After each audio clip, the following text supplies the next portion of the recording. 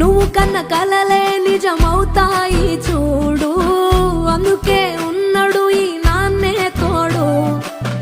దశరథ మహారాజే నాన్నై పుట్టాడు, నువ్వు రాముడంత ఎదగ